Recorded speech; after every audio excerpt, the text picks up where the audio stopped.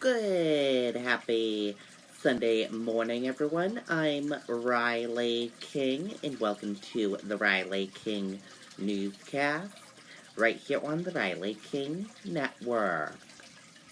We have a lot of news to get to this Sunday morning, so let's begin. First up, annual Tons of Turkey event helps families in need in Manchester. Hundreds of Thanksgiving turkeys, other food items, handed out at New Horizons shelter in Manchester on Saturday. Let's take a listen to this video from WMUR News 9.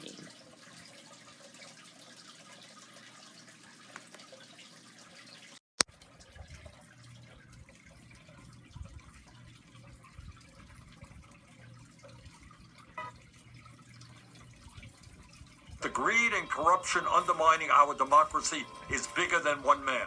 And so is the solution. We will make billionaires pay their fair share, provide better wages, and equal pay for women. The future doesn't belong to Trump, it belongs to us.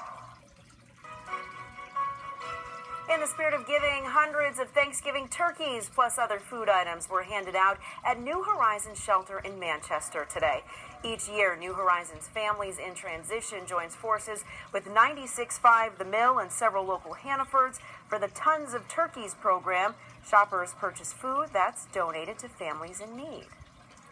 It's really a full Thanksgiving dinner that folks can have that otherwise, maybe wouldn't have that on Thanksgiving. So we're so pleased to be able to provide each family in need with a full Thanksgiving dinner. New Horizons Families in Transition will be donating food baskets to families in need during the Christmas holiday as well. Okay, and there you go on that video in that report. Looks like a great event there. Several presidential candidates in New Hampshire on Saturday. Let's take a listen to the video from WMUR News 9, Siobhan Lopez.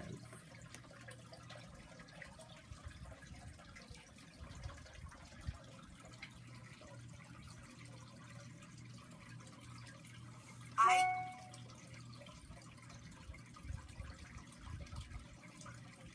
do not want to leave those people behind in this election. In New London, Amy Klobuchar talks about the need for the party to recapture the support of those who may have voted Democrat in the past, but voted for Donald Trump in 2016 because they wanted to see a change. If we can win big and if we can bring people with us, that's what this is about. And the number one profound thing I'll say is we better not screw this up, okay? The Minnesota senator is one of 6 who have qualified so far for the December debate. The only people that win from our party are always the underdog. Cory Booker positioning himself as that underdog while speaking in Merrimack. He says he has seen a wave of momentum following Wednesday's debate. Tremendously so. We got more endorsements after that. Now we lead the entire field in New Hampshire, endorsements from New Hampshire leaders. So it's really wonderful, from state reps to state senators. The New Jersey senator has met the fundraising threshold for the next debate, but still needs to meet the polling requirement. And just keep going. That's what I'm going to do. Michael Bennet vows to continue running in Londonderry. The Colorado senator says he's not concerned he hasn't qualified for recent debates, saying he doesn't feel they've made a difference in this race. It's a lousy way to interact, and so I'm just going to come here and do town hall after town hall after town hall in New Hampshire, and I hope that's going to put me in the position to be able to do well here in February. And on the Republican side, former Massachusetts Governor Bill Weld greeted the thousands who attended the Concord Christmas Parade. Good morning, everyone. Siobhan Lopez, WMUR News 9. Okay, and there you go on that video and that report.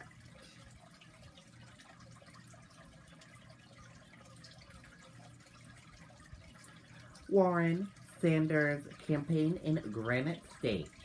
Democratic presidential candidate Elizabeth Warren and Bernie Sanders were among those making stops in New Hampshire on Saturday. Let's take a listen to that video from WMUR News 9, Tim Callery.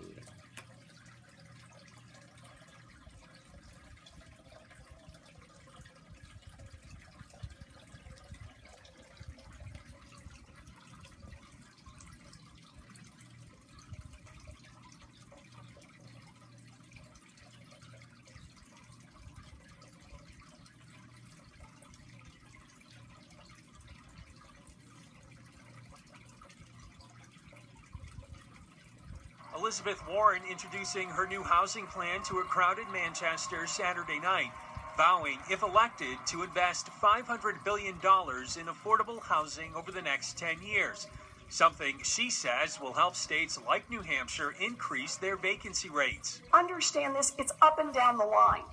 It's for middle-class families, it's for working-class families, it's for the working poor, it's for the poor, it's for seniors who want to age in place. Speaking with reporters, Warren gave her thoughts on former New York City Mayor Michael Bloomberg possibly entering the race after he has reportedly dropped a historic amount of money on new TV ads. Elections should not be for sale, not to billionaires, not to corporate executives. We need to build a grassroots movement. That's how democracy is supposed to work. Meanwhile, her current competitor, Bernie Sanders, letting loose on the campaign trail, having fun with voters at his Labor Solidarity dinner in Manchester. But the senator did get down to business, calling out what he describes as corporate greed in D.C.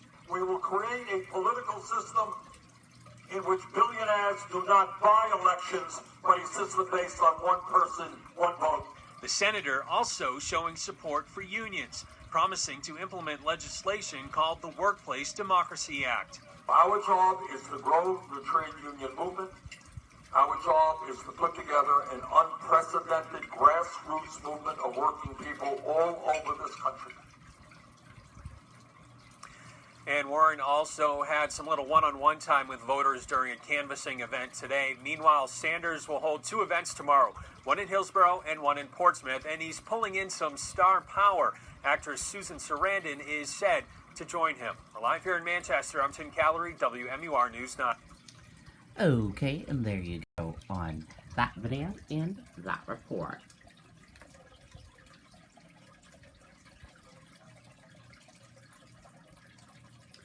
And now let's take a look at your 2020 New Hampshire candidate tracker for today, for November 24th, 2019.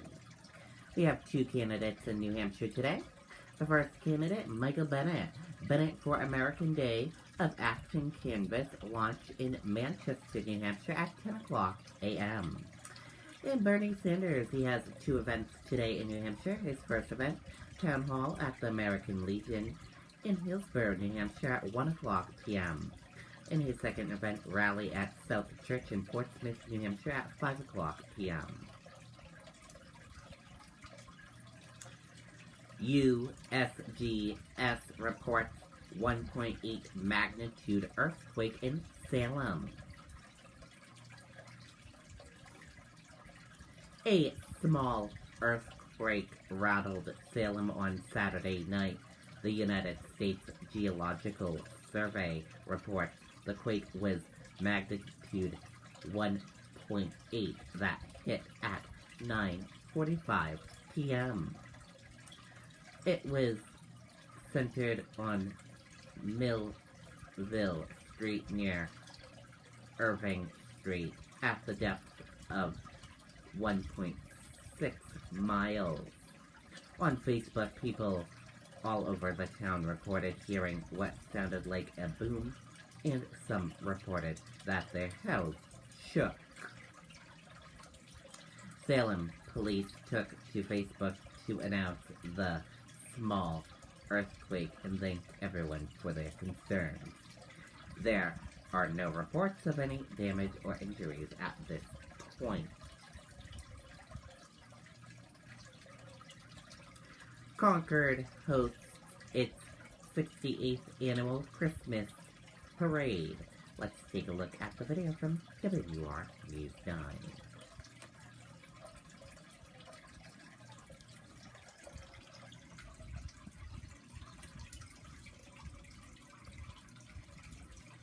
Well, thousands of people lined the street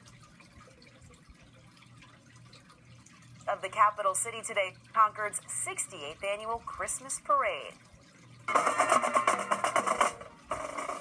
Local marching bands, Boy and Girl Scouts, and clubs and organizations from around the region marched to spread holiday cheer. With more than 62 entries, there was plenty for people to see. Are you getting excited for the holidays? Yeah! What are you looking forward to? I'm looking forward to Christmas. So cute. Mike Terry and I were there. We had a great time seeing everyone out at the parade this morning. Very cool indeed. Looks like a fun event to get into the holiday spirit. And Thanksgiving is also right around the corner this coming week. So, let's get into the holiday spirit, everyone. Dramatic text messages released read in court as Boston College student appears before judge. Let's take a listen to that video from ABC News.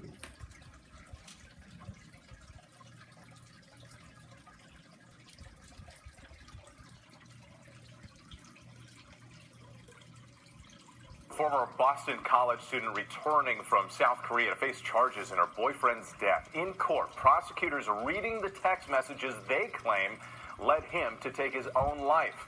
ABC's Stephanie Ramos joins us with that story. Stephanie, good morning. Wait, good morning. Prosecutors say In Young-yu was the one person who knew of her boyfriend's suicidal thoughts, encouraged them, and instead of getting help for him, they say she kept it to herself and urged him to end his life.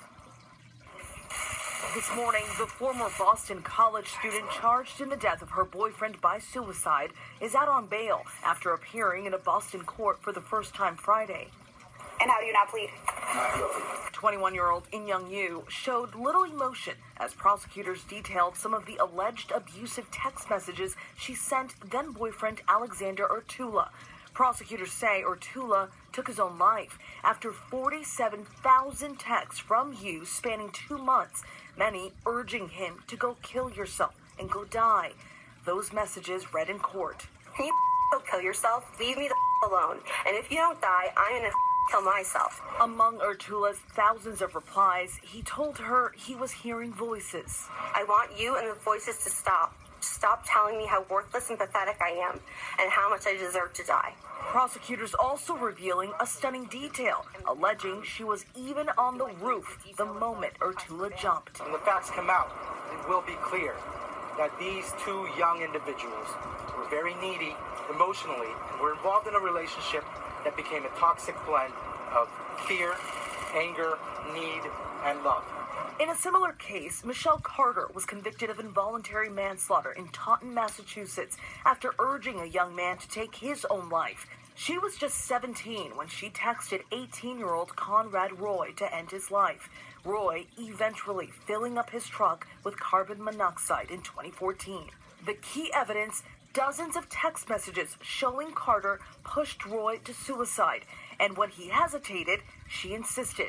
But the defense in this latest case releasing text messages from the moments before Urtula's death, where Yu allegedly tells him, "Stop, I'm crying, please, don't leave me like that.